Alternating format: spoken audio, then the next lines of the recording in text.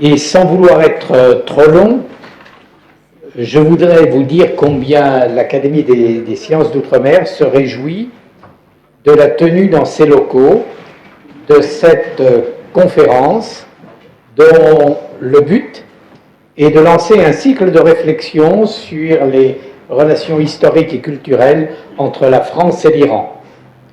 Mon intuition est que nous n'épuiserons pas le sujet. Cette conférence est organisée conjointement par l'Académie de l'eau, le Centre de droit maritime et océanique de Nantes, le Centre franco-iranien, association loi de 1901. J'ai cru comprendre que nous avions des interconnexions assez fermes avec l'université de Téhéran et l'université de Tarbiat Modarès, et enfin que l'Institut d'études avancées de Nantes supportait ce beau projet. Alors bien sûr, cela fait beaucoup d'institutions avec lesquelles notre académie souhaite développer des coopérations, mais je voudrais aussi dire la reconnaissance que notre académie a pour l'académie sœur, l'Académie de l'eau. L'Académie de l'eau est l'un de nos partenaires les plus fidèles, et je dois dire qu'elle s'incarne largement à travers la personnalité attachante et exemplaire de notre confrère Jean-Louis Oliver. Président de cette académie, je souhaiterais aussi souligner l'apport de ses proches collaborateurs, Marc-Antoine Martin, présent dans cette salle, Jean-Luc Voisin et Monica Cardillo, qui, depuis quelques années, nous amène les forces vives d'une jeunesse étudiante provinciale motivée et sans complexe. L'Académie de l'eau a en effet contribué à l'organisation dans nos locaux de séances très importantes sur le thème de l'eau. Je rappellerai qu'en 2023, la séance avait porté sur gestion des eaux partagées. C'était le 16 juin 2023, et qu'en 2024, au moins 2 de nos manifestations ont été supportées par l'Académie de l'eau. C'est d'abord le cycle que j'espère pouvoir se poursuivre à l'automne aux rencontres de la Pérouse, ouvert de 18h à 20h aux jeunes au travail, et qui a connu, je crois, l'année dernière un très beau succès autour de la question du fleuve et de l'espace africain. Et puis, nous avons eu, le 21 juin dernier, une très belle séance consacrée aux problématiques de l'eau dans un monde globalisé. Alors, la séance est particulièrement attachante. Elle est particulièrement attachante compte tenu des personnalités remarquables que vous avez réunies. Ali Reza Khalili, président du Centre franco-iranien, bien sûr Jean-Louis Oliver, qui interviendra avec toute la pédagogie et la clarté qu'on lui connaît, Elam Aminzadeh, professeur de droit public, Francine Cousteau, présidente de l'équipe Cousteau, Bernard Ourcade, que nos histoires respectives ont fait se croiser à différentes périodes, voilà, et puis que je suis heureux de retrouver en pleine forme, Ghislaine Le Gâtinais de la revue Cahiers. Sans doute nous présenterez-vous cette revue. Je crois qu'il n'est pas encore arrivé. Hein. Bloqué dans le TGV. Bon. On a un petit peu de marge quand même. Je pense qu'il arrivera, espérons-le, dans les temps. Jean-Claude Voisin, bien sûr, archéologue et historien, qui nous parlera du concours de photos L'eau en Iran. Je pense qu'il y aura sûrement de très belles choses à voir. Et puis Franz Minard, qui nous présentera le cycle du webinaire en tant que directeur adjoint au Centre de droit maritime et océanique de Nantes. Je voudrais, pour terminer, rappeler que du 7 au 17 octobre, dans nos locaux, se tiendra l'exposition Ouvrages hydrauliques en Iran, avec un vernissage prévu le 7 octobre de 17h30 à 19h, et j'espère que vous serez nombreux à y venir. Je suis particulièrement en attente de cette exposition pour m'être un petit peu intéressé au barrage, au Séphiroud par exemple, là, au Reza Shah Kebir, qui sont des réalisations magnifiques, enfin, du génie civil français, il ne faut pas l'oublier, en particulier de l'entreprise Campenon Bernard, qui a fait une partie importante de son itinéraire technique en Iran. Je vous remercie de votre attention et vous prie, pour terminer, d'excuser mon absence à la fin de la séance, car je suis invité dans une ambassade très proche. Et voilà, il faut que je partage entre les différents éléments, mais ça n'est pas que je ne m'intéresse pas à vous, bien au contraire, et j'attends de pouvoir lire tous les papiers intégralement. Merci de votre attention.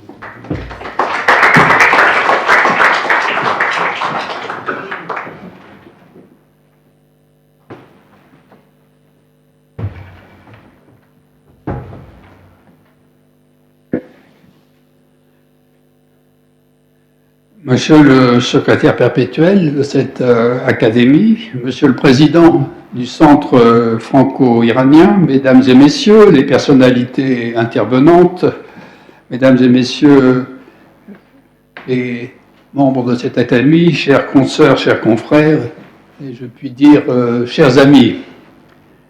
Amical bonjour donc à toutes et à tous, en votre nom en tous, je remercie chaleureusement cette Académie des sciences d'outre-mer, particulièrement son secrétaire perpétuel, M. Dominique Barjot, et son équipe, pour leur aimable accueil, leur soutien et leur présence, malgré un emploi du temps évidemment très chargé. Je remercie également les personnalités qui ont bien voulu accepter d'intervenir dans quelques minutes, ainsi que les nombreux participants en présentiel ou à distance, où ils sont également nombreux. Cette conférence inaugurale constitue en fait le lancement d'un ambitieux projet qui s'intitule, un titre prometteur, « Regard croisé sur les cultures de l'eau, France-Iran », organisé par le CFI, le CDMO, le Centre de droit maritime et océanique de Nantes, dont le directeur est justement retardé par cette panne de TGV, mais je pense qu'il va arriver, j'espère, dans quelques minutes. Enfin, organisé aussi par l'Académie de l'eau, comme vous le savez. Un mot sur cette académie. L'Académie de l'eau, évidemment beaucoup plus modeste que l'Académie des sciences d'outre-mer, a quand même son siège social à l'UNESCO, ce qui est une référence. Et c'est un centre international de proposition et de réflexion, à la fois pluridisciplinaire et intersectorielle, pour améliorer la gestion qualitative et quantitative, équilibrée, inclusive et durable des ressources continentales, qu'elles soient superficielles ou souterraines, ou même maritimes, car le problème du littoral, interface entre l'eau douce et l'eau salée, se pose dans le contexte du changement climatique, et également donc améliorer la gestion des différents usages de l'eau qui sont parfois en compétition, les nombreux usages de l'eau quotidiens que nous connaissons dans le monde entier.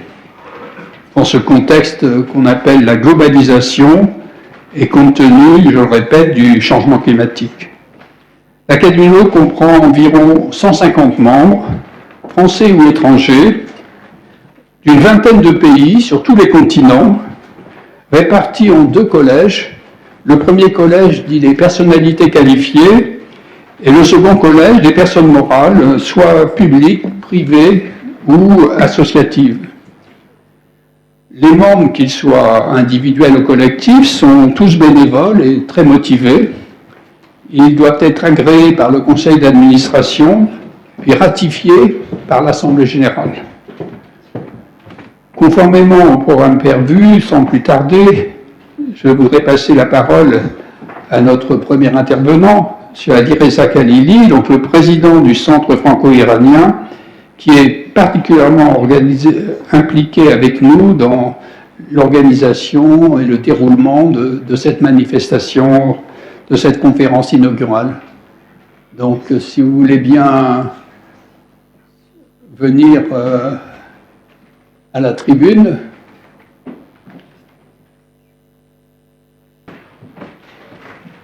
Merci beaucoup.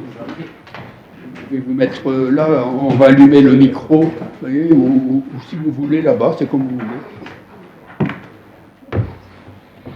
Comme vous voulez. Voilà, allez-y là, vous serez plus confortable.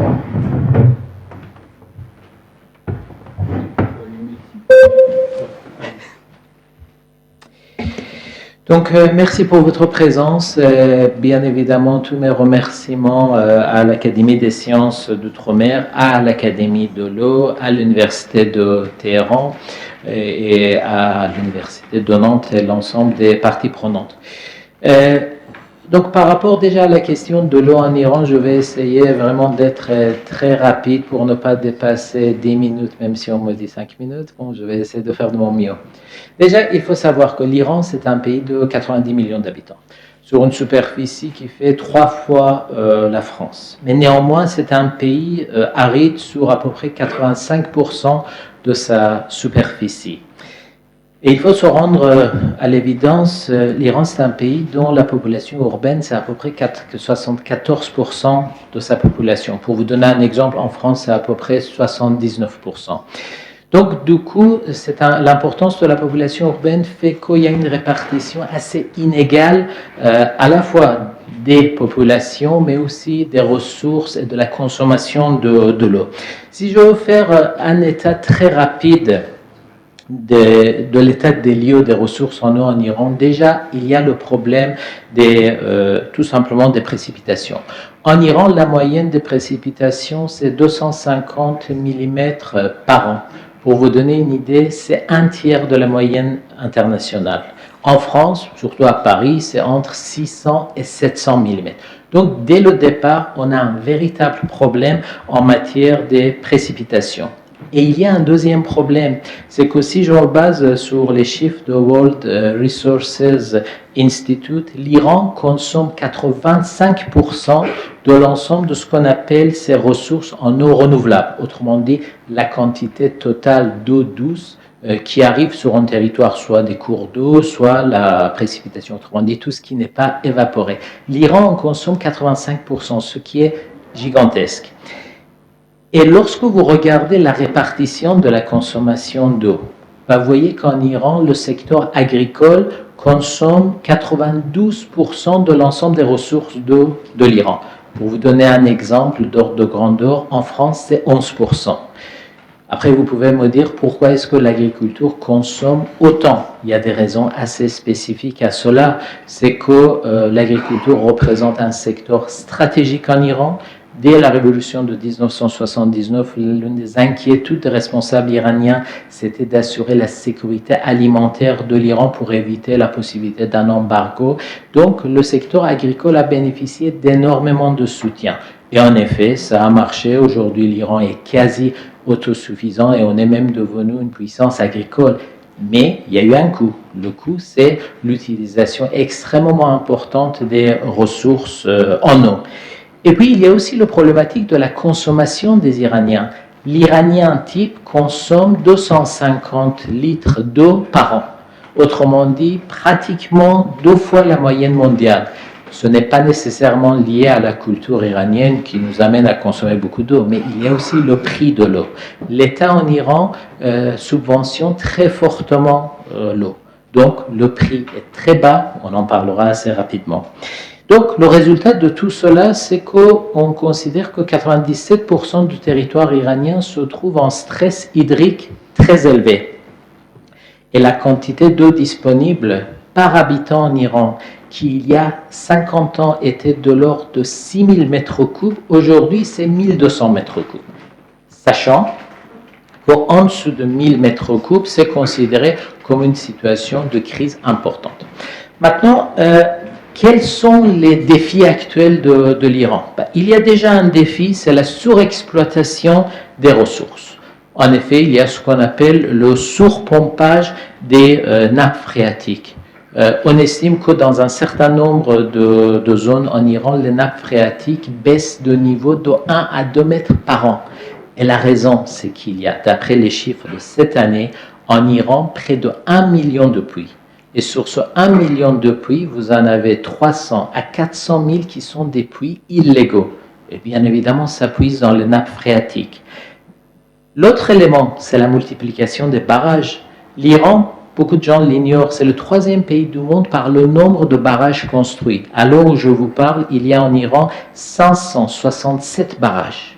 Ok, vous pouvez me dire que c'est une très bonne chose, ça nous permet de produire de l'électricité, ça nous permet d'assurer l'approvisionnement en eau des villes, mais aussi de l'agriculture, mais cela a un coût. Le coût, c'est que ces barrages nous permettent de contrôler 97% de l'ensemble des eaux de surface, alors que selon les chiffres admis au niveau international, au-delà de 40%, vous commencez à avoir les effets négatifs des barrages, avec toutes les problématiques que cela crée par rapport à la sécheresse, par rapport aux nappes phréatiques.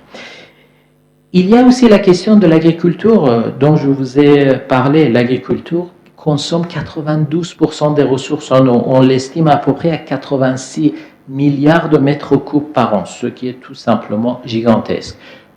En effet, aujourd'hui, l'agriculture iranienne utilise surtout des méthodes que je qualifierais d'assez traditionnelles en matière d'irrigation. Pourquoi on n'a pas été capable d'améliorer la chose? Là, malheureusement, je suis obligé de parler des sanctions internationales qui ont tout simplement empêché que des technologies nouvelles en matière d'irrigation puissent être importées en Iran. Car je vous rappelle que les sanctions, par exemple, extraterritoriales américaines, touchent également tout ce qui est matériel agricole. Et puis, il y a la problématique du changement climatique. Je vais essayer d'être très rapide pour vous donner si vous voulez, une image globale. Le changement climatique en Iran, on le ressent, mais très fortement. Il y a 1 à 2 degrés de plus au niveau de toutes les températures en Iran si on compare avec les années 60. On estime que par rapport, il y a une quarantaine d'années, il y a une baisse du niveau de précipitation de 30 à 40%, ce qui est tout simplement gigantesque. Donc, du coup, en 2023, on estime que 97% du territoire iranien était dans une situation de sécheresse. Et le dernier point par rapport à l'aspect agricole, et pas nécessairement des moindres, il n'y a pas malheureusement de corrélation entre les périodes de pluie et les périodes d'irrigation des cultures. On estime que seulement 25% des périodes de pluie correspondent et ont une corrélation avec les périodes d'irrigation. À tout cela, ajouter la question de la démographie. En effet, comme je vous l'ai dit, l'Iran, la population urbaine iranienne, c'est 74%. Et en effet, on a l'apparition des villes très importantes qui sont extrêmement gourmandes en eau. Prenez l'exemple seulement de Téhéran. Téhéran, c'est une ville de 9 millions d'habitants, sachant que Paris, c'est 2 millions d'habitants. Téhéran, c'est 15 fois Paris à peu près. On estime que Téhéran et sa province est en train de consommer très exactement 23% de l'ensemble des ressources en eau de l'Iran.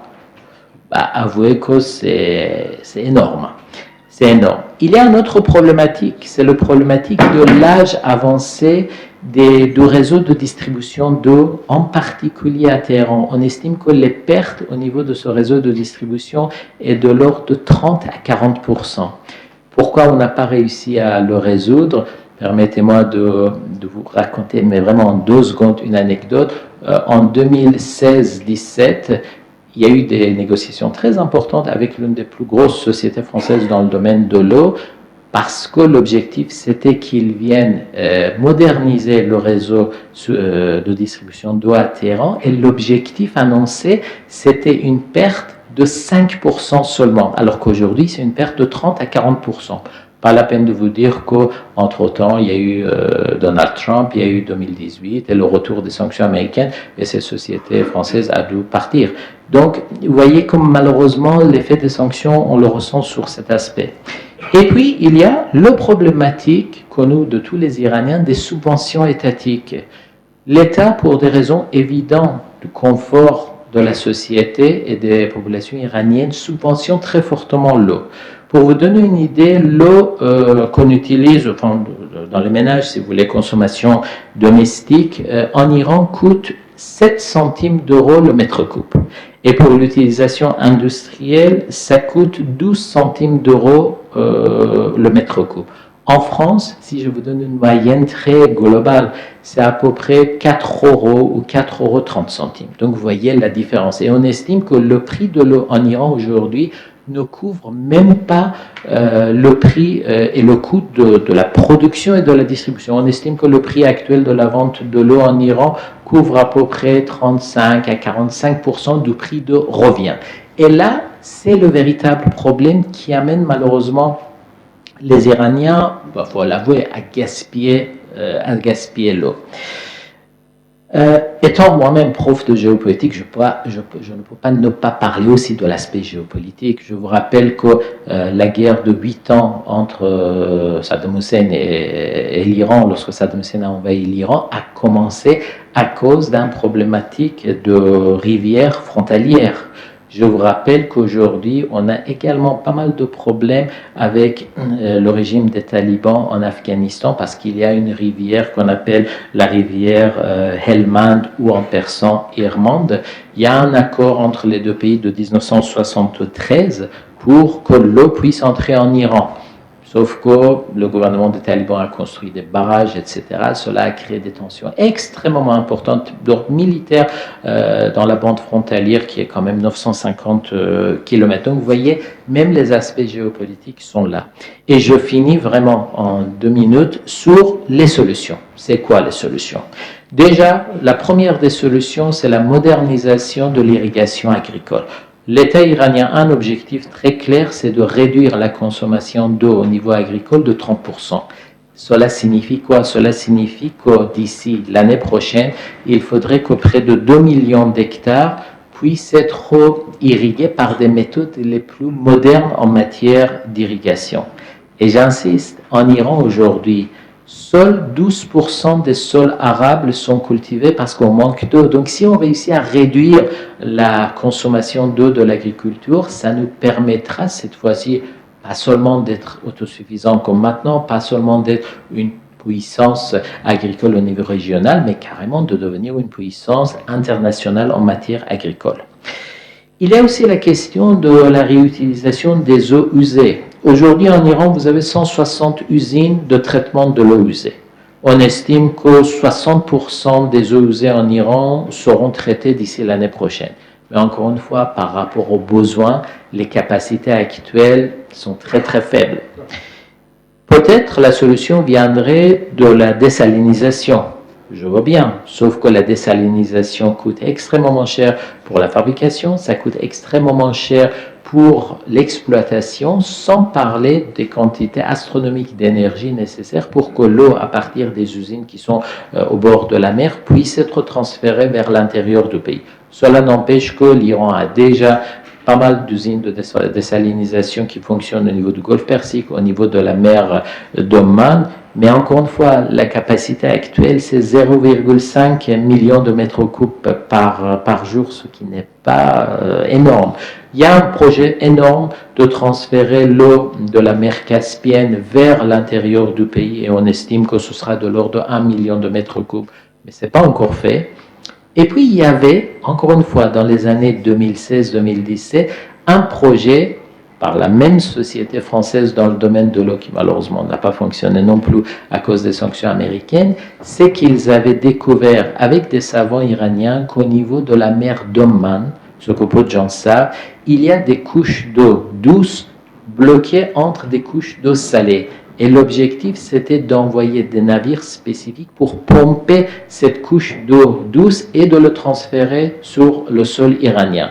Le projet était tout simplement magnifique, mais bon, encore une fois, les sanctions américaines sont passées par là. Et enfin, je finis sur le fait que finalement, la solution est également la sensibilisation du peuple iranien, ce qui se fait aujourd'hui, pour qu'il sache que ce n'est pas parce que l'eau ne coûte pratiquement rien qu'il faut le gaspiller. C'est une ressource tout simplement stratégique. C'est une ressource nécessaire et on en manque. Merci de votre attention.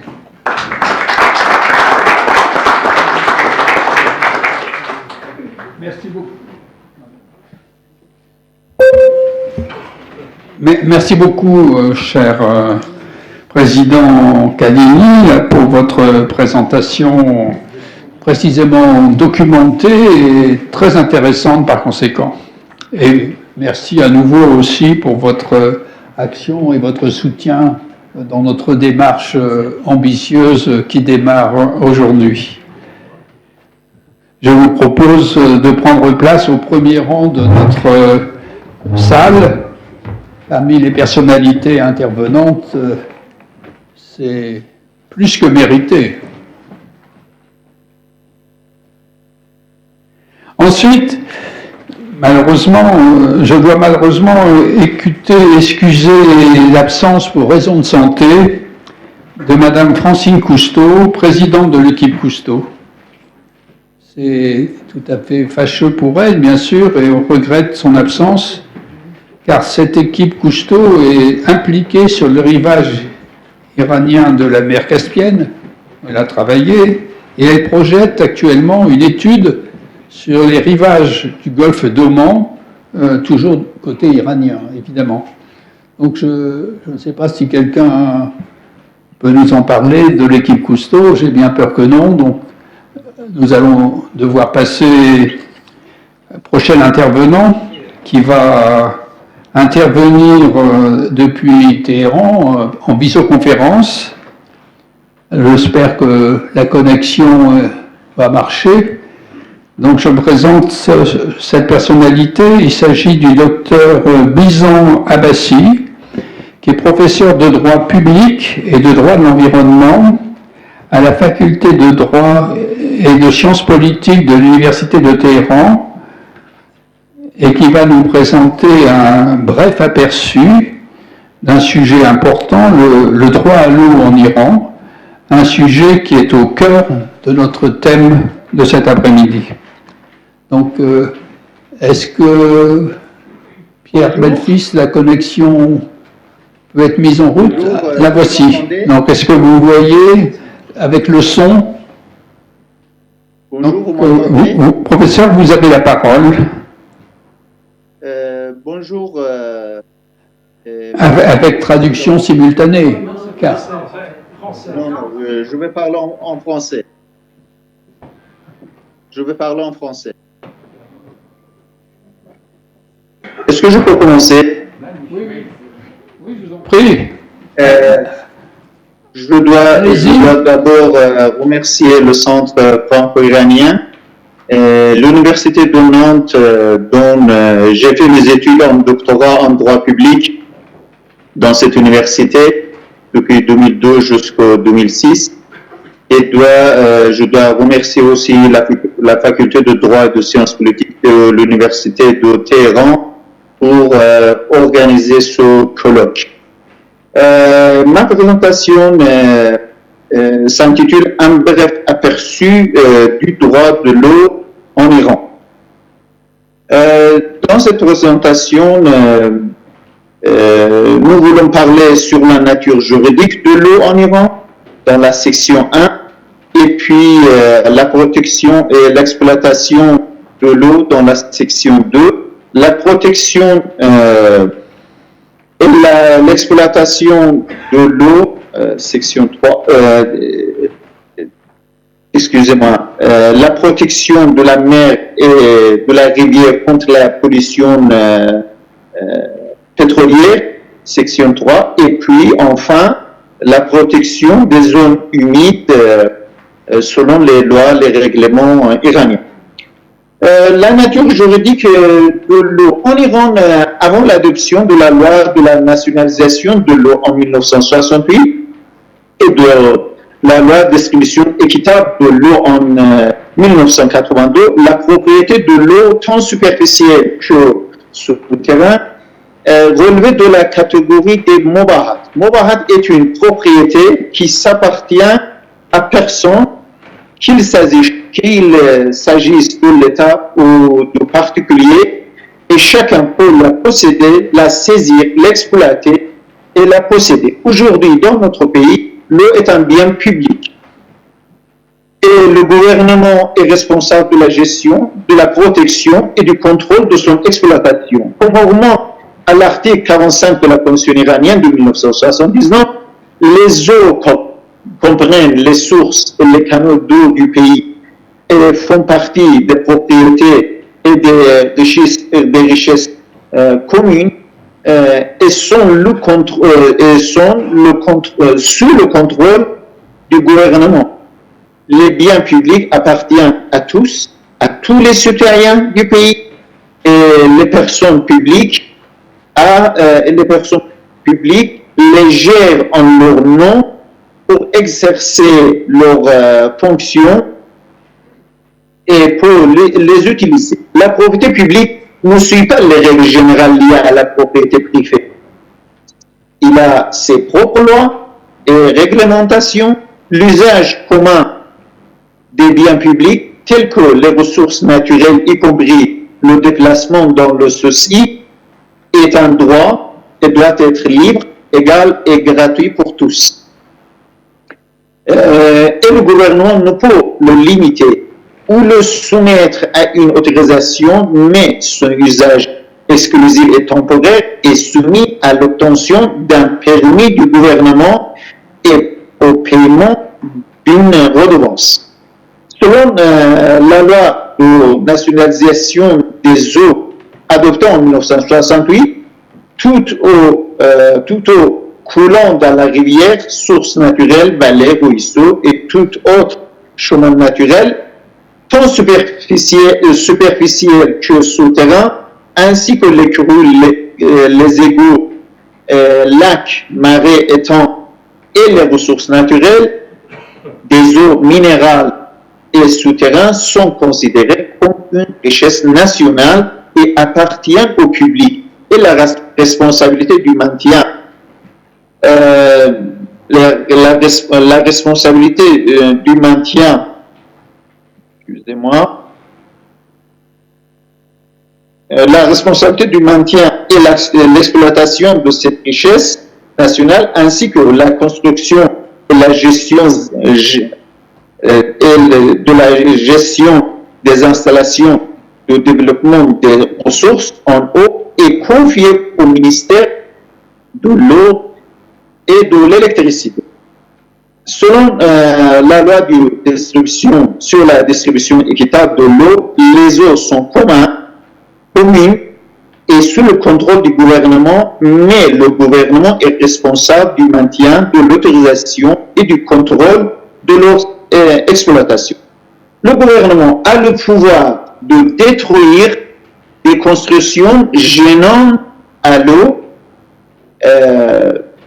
et le droit d'utiliser l'eau dont les documents ont été déterminés pour le propriétaire ou la propriété avant l'adoption de cette loi. Maintenant, je vais passer sur la deuxième section, la protection et l'exploitation de l'eau. Recording in progress. Le ministère de l'énergie pour la protection, le ministère de l'énergie pour la protection et l'exploitation des ressources en eau, le ministre de la santé pour la protection d'eau potable, l'organisation de protection de l'environnement pour la lutte contre la pollution d'eau ont des devoirs. Les attributions du ministère de l'Énergie en matière de protection et l'exploitation des ressources en eau. Conformément à la loi sur la répartition équitable de l'eau et à la réglementation relative aux lits et à la bordure des rivières, ruisseaux, canaux, marais, étangs naturels et réseaux d'adduction d'eau, d'irrigation et de drainage du 2000 et aux règles de création d'un équilibre entre source et utilisation de l'eau approuvée par le Conseil des ministres en 2008, les terres et les limites des eaux publiques telles que les rivières et les mers sont sous le contrôle du gouvernement. Et le gouvernement a le pouvoir de détruire des bâtiments et les constructions gênantes. En matière de protection des ressources en eau, le ministère de l'Énergie a des devoirs et des pouvoirs, parmi lesquels déterminer les limites du lit et les limites des rivières, ruisseaux, canaux, marais et étangs, identifier les canaux abandonnés, permettre l'activité dans le lit de la rivière, du ruisseau naturel et du canal public, du marais et des bords de mer. Utilisation conjointe de la partie affectée par la limite et des routes existantes, évacuation et destruction des constructions dans le lit et la limite, qui sont illégales. Dragage, nettoyage, construction d'un mur de protection et libération des limites des rivières et ruisseaux à l'intérieur et à l'extérieur de la ville. Préservation et stabilisation des bords et lits des rivières frontaliers, délivrance de permis d'exploitation de l'eau, blocage ou destruction du canal d'eau salée ou contaminée, ou des puits en cas de mélange avec de l'eau douce, et protection et exploitation des sources d'eau souterraines. Les attributions du ministère de la Santé en matière de protection d'eau potable.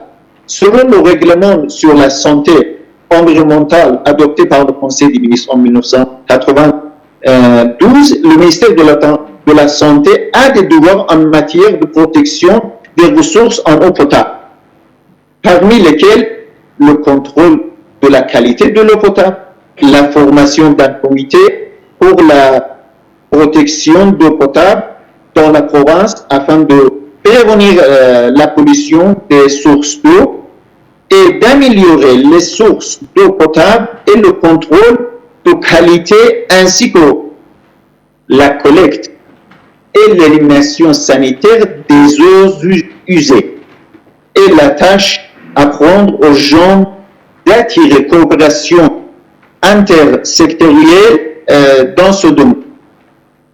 Les attributions de l'Organisation de protection de l'environnement en matière de lutte contre la pollution de l'eau. Selon le règlement sur la prévention de la pollution de l'eau adopté par le Conseil des ministres en 1995, l'Organisation de protection de l'environnement a plusieurs devoirs pour lutter contre la pollution d'eau, parmi lesquels la prévention de la pollution de l'eau, l'enquête sur la qualité des eaux du pays en matière de pollution, l'élaboration et la mise en œuvre de la règle liée à la pollution d'eau, de la détermination des types et de la classification des sources polluantes, et puis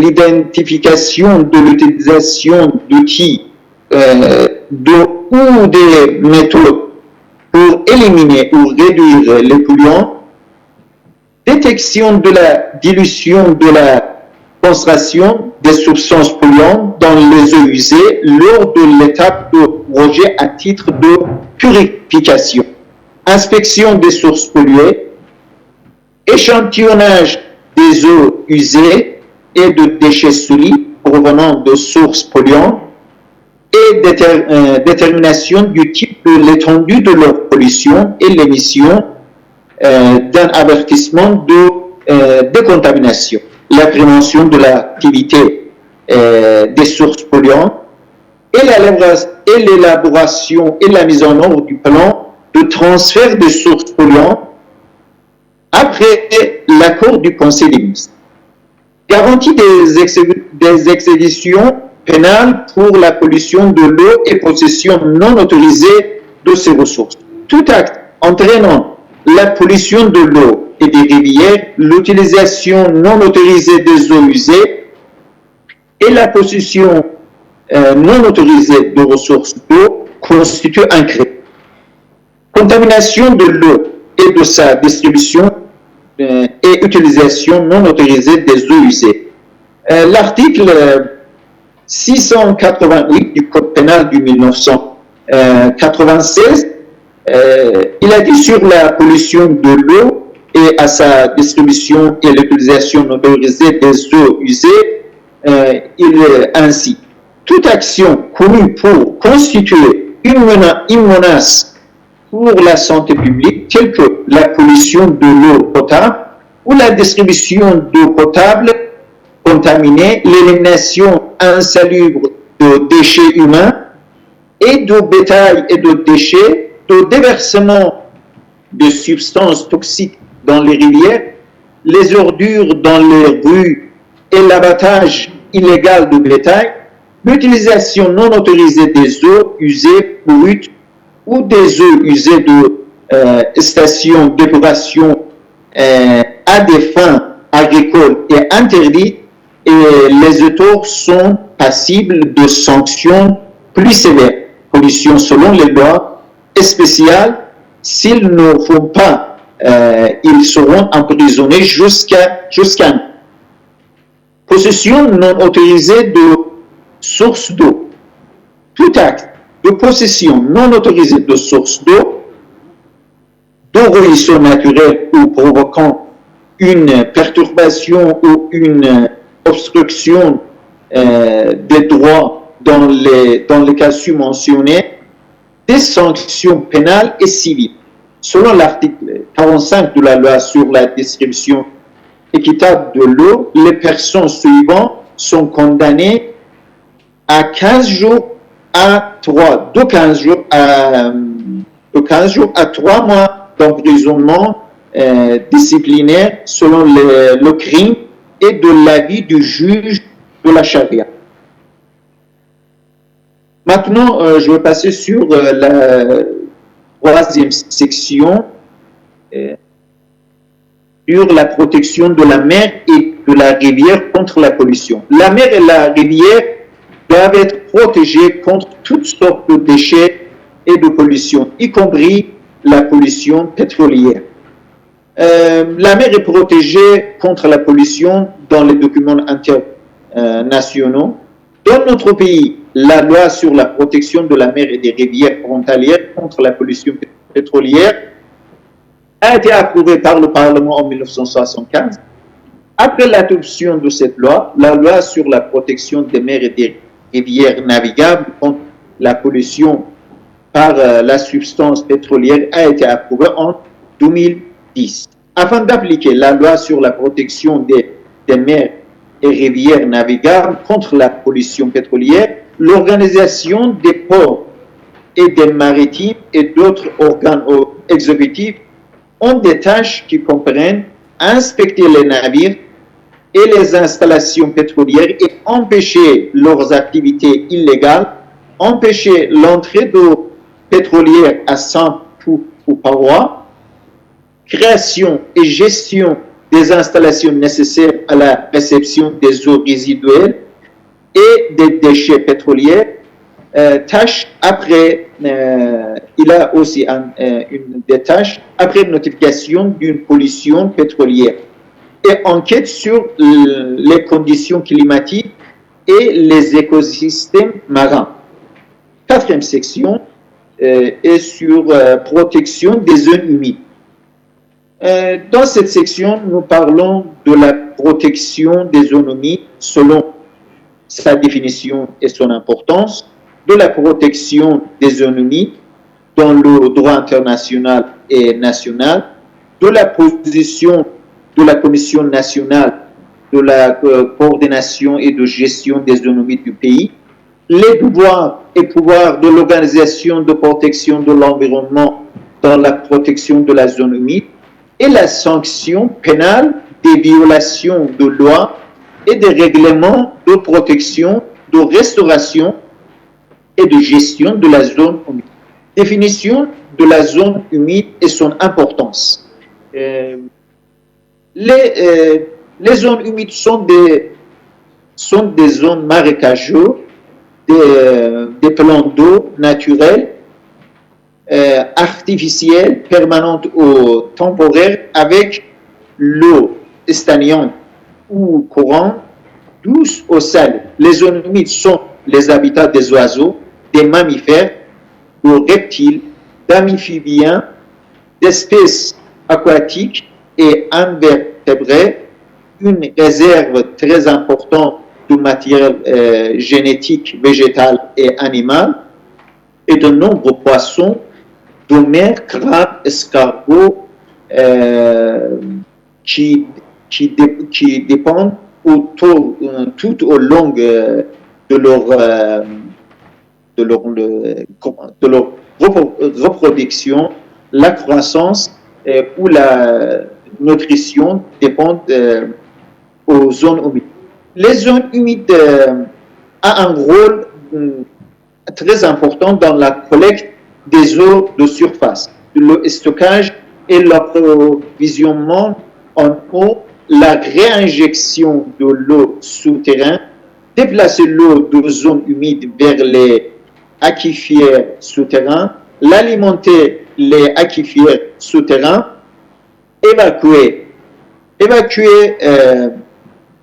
les eaux souterraines, déplacer l'eau vers le haut et transformer en eau de surface, approvisionnement en énergie, production de boue et de matières végétales et de bois, production de produits agricoles en fournissant de l'eau et de nutriments, purification de l'eau et maintien de sa qualité en stabilisant les éléments solubles. Les sédiments et autres pollutions comprennent l'absorption de gaz, carbone et méthane, la protection contre les tempêtes, la réduction des dégâts causés par les inondations, contrôle de l'érosion, l'ajustement climatique local, transport et applications récréatives et touristiques. La protection des zones humides en droit international que je vais parler après, mais maintenant, parce qu'on n'a pas le temps, je vais passer sur l'autre section. Commission nationale de coordination et de gestion des zones humides. Conformément au règlement exécutif de prévention de la destruction et de la pollution irréparable des zones humides, afin de créer une coordination au sein des organes exécutifs concernés et prévenir les dommages causés par le développement non coordonné et non durable des zones humides et d'assurer le fonctionnement durable des zones humides, la Commission nationale de coordination et de la gestion des zones humides du pays est dirigée par le premier vice-président de la République et les membres du chef de l'organisation de protection de l'environnement comme secrétaire, les ministres de l'énergie, de l'intérieur, de l'agriculture, de l'industrie, des mines, du commerce, du route et de l'urbanisme, patrimoine culturel et des affaires étrangères et le chef de l'organisation du programme et du budget du pays, les gouverneurs des provinces concernées selon leur cas, le chef du comité national de la convention de Ramsar, et puis l'autorité nationale de la Convention internationale de lutte contre la désertification, l'autorité nationale de la Convention internationale de lutte contre la désertification, un représentant du réseau des ONG des zones humides et 12 experts présentés par l'Organisation de la protection de l'environnement après l'approbation de la Commission. Les attributions de l'Organisation de protection de l'environnement en matière de protection des zones humides. L'Organisation de protection de l'environnement a plusieurs devoirs et pouvoirs en matière de protection des zones humides, notamment lutter contre la destruction et la pollution irréparable de la zone humide, approuver la délivrance d'un permis pour l'exploration et l'exploitation de nouveaux mythes dans la zone humide et sa protection, confirmer le renouvellement de l'inspection et délivrer un nouveau permis de pâturage du bétail dans la zone humide, et puis réviser et publier la liste des espèces végétales et animales exotiques nuisibles à la zone humide et enfin déterminer et approvisionner les besoins environnementaux en eau de la zone humide. Je vais passer la dernière section, c'est la garantie d'exécution pénale des violations des lois et règlements de protection, de restauration et de gestion des zones humides. L'article 4 de la loi sur la protection, la restauration et la gestion des zones humides stipule que les personnes physiques et morales qui enfreignent les dispositions de cette loi et règlement, après avoir intenté une action en justice auprès de l'Organisation de protection de l'environnement, en plus d'arrêter l'activité et d'indemniser les dommages tels que déterminés par l'autorité judiciaire, ils seront condamnés à payer une amende de 3 à 5 fois le dommage et en cas de récidive, en plus de réparer le dommage, ils seront condamnés à payer une amende de 6 à 8 fois le dommage. Merci de votre attention.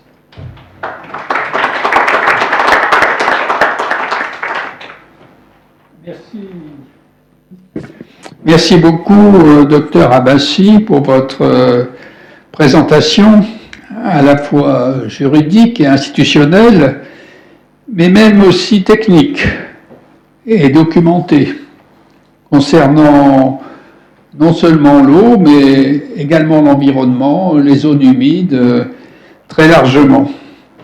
Et puis surtout, félicitations pour votre excellente maîtrise de la langue française que nous avons appréciée dans vos propos.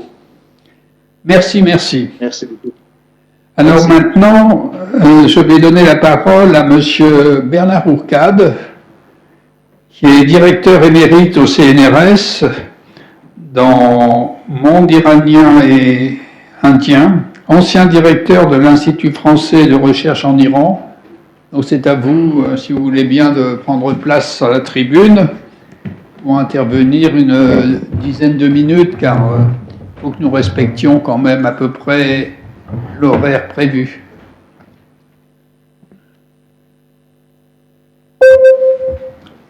Merci de me donner l'occasion de partager mes quelques connaissances sur l'Iran et surtout de pouvoir confirmer l'importance des coopérations universitaires entre la France et l'Iran, quelles que soient les difficultés des temps.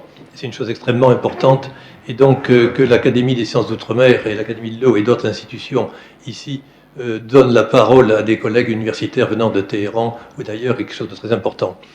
Donc, je souhaiterais donc vous présenter quelques données, si la projection arrive, sur donc, les ressources en eau de l'Iran, en sachant que mon ami Reza Alili a dit déjà l'essentiel, mais j'essaierai de dire la même chose en quelques images. Si cela fonctionne. Apparemment pas. Il faut passer les diapos. Le technicien n'est pas là? Ah.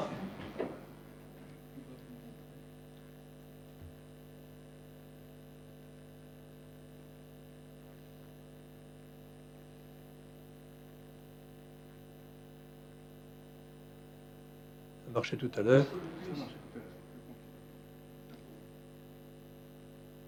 Donc ça ne marche pas.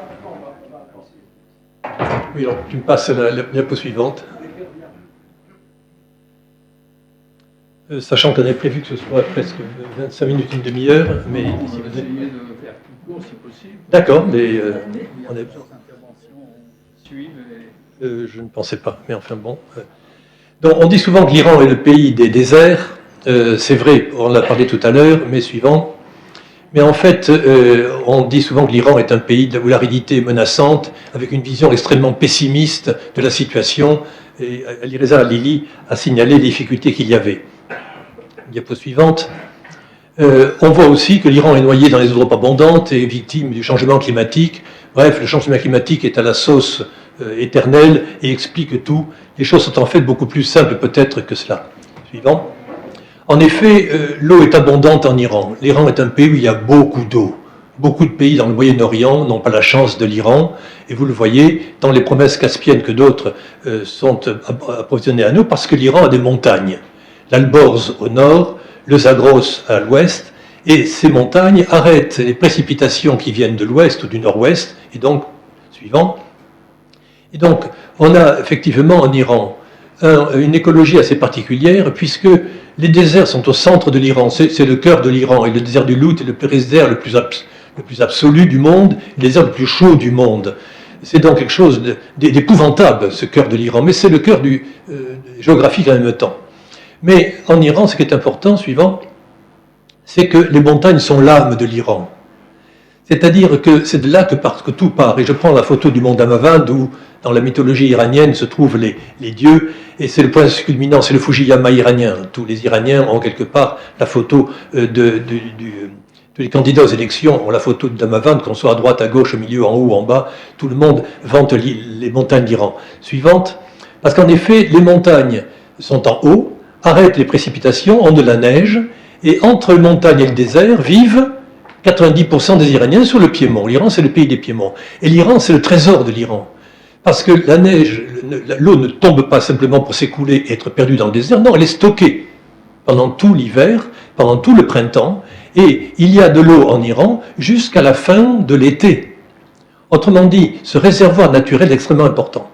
L'Iran, par contre, est un pays où il y a peu de fleuves. Les fleuves sont secondaires, et surtout, ils coulent vers l'extérieur. Voici la carte. Vous avez en jaune au centre les fleuves qui coulent vers l'intérieur de l'Iran, et donc ce sont des fleuves qui se perdent dans le désert, mais sur la périphérie du pays, notamment vers l'Irak, vous avez de l'eau en abondance qui va non pas vers l'Iran, mais qui va vers les pays voisins. Et le Karoun et la Kadré, qui sont les deux fleuves du sud-ouest de l'Iran, ont à eux seuls 40% du débit des fleuves iraniens, qui sont ailleurs des torrents. Les deux vrais fleuves, c'est Karoun et Kadré. Autrement dit, c'est très dispersé. Et on a parlé tout à l'heure des fleuves frontaliers que l'Iran maîtrise difficilement. Mais l'Iran a su, depuis des millénaires, gérer son eau. Le jardin persan avec les images du paradis, la douceur, la verdoyance, l'harmonie, le calme des jardins persans est très connu. C'est un mythe, c'est aussi une réalité, mais le fait qu'il y ait ce mythe dans la tête de tous les Iraniens est un élément très important, je crois, dans la gestion de l'eau qu'il y a en Iran. On va en parler dans un instant.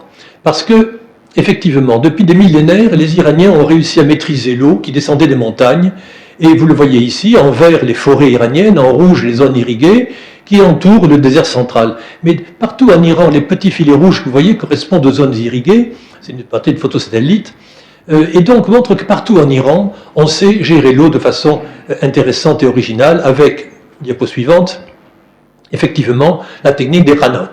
Ranat, c'est le mot qui en français a donné canal, c'est la plus grande œuvre de travaux publics au monde. avant les pyramides d'Égypte, avant la Grande Muraille de Chine, les plus grands travaux publics au monde sont les canaux des granates iraniens qui vont capter l'eau jusqu'à 200-300 mètres de profondeur sur 30 ou 40 km de long, et ceci sans instruments modernes. C'est donc une technique extrêmement prestigieuse sur laquelle on reviendra, je pense, dans les prochaines conférences de ce cycle, mais c'est aujourd'hui une technique qui est évidemment dépassée parce qu'elle dépendait d'un système social d'organisation de la production dans les villages iraniens sous la direction des grands propriétaires. Il n'y a plus de grands propriétaires en Iran, et donc toute la technique, le pouvoir politique pour faire des ranates a disparu. Par ailleurs, faire un ranat, c'est aller sous la terre, avec des dangers considérables. On n'a plus actuellement des techniciens pour faire cela, plus de main-d'œuvre pour faire cela. On ne va pas se faire tuer pour quelques centimes d'euros de salaire par jour. Autrement dit, les ranats ne sont plus une technique viable, non pas pour des raisons techniques, mais pour des raisons humaines et économiques aujourd'hui. Suivant. Les ranats sont abandonnés. Vous avez une carte ici qui représente par canton iranien, par dehestan, le pourcentage de ranats qui sont abandonnés. Leur proportion est relativement faible. En bleu, c'est les ranats qui sont peu abandonnés, si vous voulez. Mais dans certaines régions, l'abandon est très très fort, et surtout ce qui compte, c'est que ces ranats ne sont plus rénovés. Ce sont les ranats abandonnés en 1981. Donc c'est une vieille donnée. Et aujourd'hui, la production de l'eau par les ranats iraniens est évidemment très faible. Suivant. Pour comprendre aujourd'hui ce qui se passe et les problèmes de l'eau, il faut voir les questions de population. Ali Reza Khalili en parlait tout à l'heure. Comment répondre aux besoins d'une population qui se trouvait jadis dans les régions où il y avait de l'eau? La carte de la densité de population est la même que celle de l'eau en Iran, des précipitations.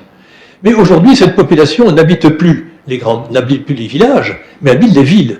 Vous voyez ici la croissance de la population entre 56 et 2016, en 50 ans. En 50 ans, qu'est-ce qui a augmenté? Téhéran, les banlieues de Téhéran, Karaj, la 5e ville d'Iran, mais aussi de Mashhad, mais surtout, les gens sont aussi allés s'installer, puisque maintenant les techniques modernes avec des tuyaux d'eau permettent d'avoir de l'eau en plein désert. Pourquoi ne pas habiter à Yazd, au centre de l'Iran, ou près d'Ispahan, où effectivement l'eau peut arriver avec des techniques modernes? Pourquoi donc ne pas habiter dans le désert iranien, qui est le cœur, l'âme de l'Iran? Et donc les populations ont continué à aller dans des régions où il n'y a pas d'eau. Alors que jadis, les gens avaient la sagesse au moins d'habiter dans des villages où il y avait de l'eau. Suivant. Ce qui a changé aussi, surtout, ce sont les Iraniens eux-mêmes. Les Iraniens ne sont plus des paysans qui se contentaient d'un petit peu de fromage, de sabzi et de pain sec. Ce sont des gens qui habitent maintenant les villes. La courbe en rouge vous montre l'évolution des populations urbaines, en vert la population rurale, en jaune la population alphabétisée, et qui se coupe en 1979. La révolution islamique correspond exactement au moment où, la première fois dans l'histoire de l'Iran, l'événement, excusez-moi de parler de politique, ce n'est pas l'arrivée de Khomeini au pouvoir, le départ du Shah. Le grand événement de 1979, c'est le fait que pour la première fois dans l'histoire de l'Iran, les Iraniens habitent en majorité en ville, et ils savaient lire et écrire en majorité. Et cela a continué. Voilà la grande révolution iranienne, avec laquelle, quel que soit le gouvernement en Iran, il faut bien faire.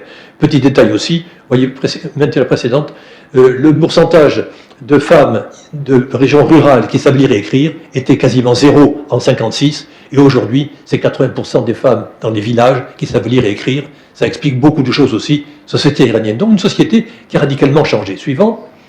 Et cela a coïncidé évidemment avec les changements de l'économie. En vert, vous voyez la chute de la production, le rôle du PIB iranien en matière d'agriculture, c'était 50-60%. Aujourd'hui, on a parlé, c'est moins de 10% du PIB iranien dépend de l'agriculture. On a un autre pays, une autre civilisation, une autre population. Suivant. Et donc, on en a parlé tout à l'heure, l'agriculture représente 90%, schématiquement, les chiffres varient d'une source à l'autre, mais grosso modo, c'est la réalité. Le secteur agricole rural représente 8% du PIB, 20% de la population vit dans les zones rurales, mais il consomme 90% de l'eau de l'Iran. Il y a quelque chose qui ne va pas. Il y a quelque chose qui ne va pas dans le système. Et donc, parmi ces aberrations, on en parlait tout à l'heure, Ali Reza Khalili le signalait, l'agriculture. On a donc développé l'agriculture, les tomates. Le riz, excusez-moi. Il fallait montrer que l'Iran, dans les années 70, à l'époque du Shah, est un Iran magnifique, on pouvait faire tout et n'importe quoi avec l'argent du pétrole. On a donc décidé de faire du riz près de Persépolis. Et donc, lors des fêtes de Persépolis, grande chose magnifique, on a cultivé du riz en plein désert, dans la plaine Bardasht. Une aberration économique, écologique et économique exceptionnelle, mais ce caractère exceptionnel était permis, puisque tout était permis à l'Iran des années 70. Résultat, On gaspille des millions de mètres cubes d'eau pour faire quelques kilos de riz dans des régions impossibles d'Iran. Ce genre d'aberration est actuellement pris en compte, mais le gaspillage est considérable. Diapo suivante. La production de tomates. En Iran, jadis, on mettait des tomates sur le cholo kebab, mais c'était les jours de fête. Aujourd'hui, les Iraniens consomment en quantité industrielle de tomates, produits de luxe, mais produits qui est de l'eau à 99,9%. Et donc, autour des grandes villes, vous avez des productions de tomates très développées. C'est très bien, mais ça consomme des quantités d'eau phénoménales. Et donc, y a-t-il pas moyen d'équilibrer les choses? Et vous voyez la diapositive qui est en bas à droite. Jadis, la production de blé en jaune en dessous était parallèle à celle de la pluviosité. Quand il pleuvait, il y avait beaucoup de blé. Quand il y a peu de blé, quand il pleut de pluie, peu de blé. Aujourd'hui, on produit des tomates, quelle que soit la pluie qui tombe. Et donc, il y a un problème d'adaptation. Suivant. Si bien qu'on a donc construit des barrages. Une politique gigantesque, quand l'eau était nationalisée, comme on vient de l'expliquer le professeur Abbassi, l'eau appartient à l'État depuis 1967, mais dès avant, on a construit des grands barrages. La technique permettait tout. Près de Téhéran, le premier barrage d'Amir Kabir a été construit en 1956, et il provisionnait Téhéran en eau. C'est évidemment un barrage gigantesque qui devait prévoir l'eau de Téhéran pendant des décennies. Ça a permis de tout juste de satisfaire les besoins immédiats de Téhéran. Suivant. Parce qu'ensuite, pour faire de l'eau à Téhéran, on le signalait, le quart de l'eau iranienne est sur Téhéran. Il y a le barrage d'Amir Kabir au nord-ouest. Il y a celui de Latian ensuite près de Jarjurud à l'ouest. Le barrage de Latian dans les vallées du nord de l'Alborz. Et donc toute cette eau était très intéressante, mais ce qui compte le plus, c'est ce que vous voyez, les petits cercles qui sont les puits, les réservoirs dépendants de puits. L'eau courante, c'est bien beau, mais ça coûte, il faut payer. J'ai un terrain de 2 hectares en plein centre de Téhéran. Plutôt que d'acheter de l'eau à la municipalité, je vais faire un trou, je fais un forage, c'est possible, une pompe, et j'ai de l'eau pour chez moi. Je ne déclare pas cette eau. Et c'est la catastrophe, la pire de l'histoire récente de l'Iran depuis les années 70. Les Iraniens ont utilisé l'eau des canaux qui coulaient normalement, ont utilisé l'eau des barrages et l'eau publique, ont privatisé l'eau à leur propre compte en faisant des puits dont 90% sont illégaux. Chacun a son puits. Résultat, une catastrophe dans la gestion de l'eau. L'État a nationalisé l'eau, mais ne le contrôle pas. Il ne faut pas le dire cela, mais c'est la réalité. Et malgré les lois très répressives, elles ne peuvent pas être appliquées. Suivant. Donc, on crée des barrages les plus grands les uns que les autres, suivant celui du Karoun en particulier. Mais aussi, on a cherché à développer l'adduction d'eau pour les villes qui n'avaient pas. J'habite à Ispahan, j'habite à Yazd, mais je veux avoir de l'eau. Qu'est-ce que l'on va faire? On va détourner l'eau du Karoun, qui à lui seul réunit 40% de l'eau fluviale de l'Iran, et on fait passer il suffit de faire un tunnel de quelques mètres. Ça a été fait à l'époque safavide, au XVIe siècle, un tout petit tunnel qui détournait l'eau. Et à partir des années 60, le tunnel est de plus en plus important. Il y a aujourd'hui 4 tunnels qui détournent l'eau du Karoun pour la porter vers le Zayanderud d'Ispahan, et ainsi ravitailler la ville d'Ispahan. Mais ravitailler aussi la ville de Kashan et la ville de Yazd. Résultat, non seulement les gens de Yazd, pendant 2-3 ans, ont eu de l'eau à profusion, mais tout le monde a dit, il y a de l'eau à Yazd, donc je m'installe à Yazd, qui est une très belle ville agréable. Résultat, l'eau manque à Yazd aujourd'hui. Donc, en moyenne, les Iraniens, on le signale, on l'a déjà vu, consomment 150 litres d'eau par jour, ce qui correspond au double, à peu près à ce qui se passe en Europe. Or, les Téhéranais en particulier dépensent 300 litres par jour, soit 2 fois la moyenne européenne. Ce n'est pas que tous les Iraniens ont une piscine, mais, comme je le disais tout à l'heure, le prix de l'eau est gratuit, concrètement, comme l'essence en Iran, donc subventionné. On consomme l'eau sans compter. Vous savez, pour climatiser les maisons en Iran, on met le chauffage à fond, on y va, et quand il fait trop chaud, on ouvre la fenêtre, on ne réduit pas le chauffage, puisque le fioul est gratuit. Gratuit, c'est-à-dire quelques centimes d'eau. Précédent encore, s'il vous plaît. Encore avant. Donc, voilà.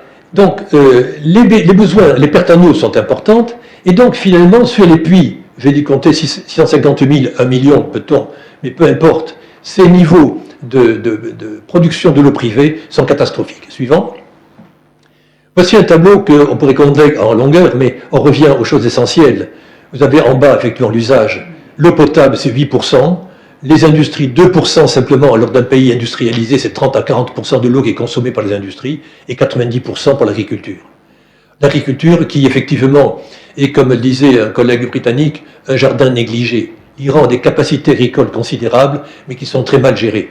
Parce qu'effectivement, on fait un peu n'importe quoi et surtout, ce n'est pas planifié comme il le faudrait et un grand nombre d'intérêts. Mais au total, la capacité, le tableau du haut, montrait que par tête d'habitants en Iran, la moyenne de la consommation d'eau renouvelable était de 6 millions de mètres cubes et aujourd'hui de 1 300 000. Il y a un vrai problème de l'eau en Iran.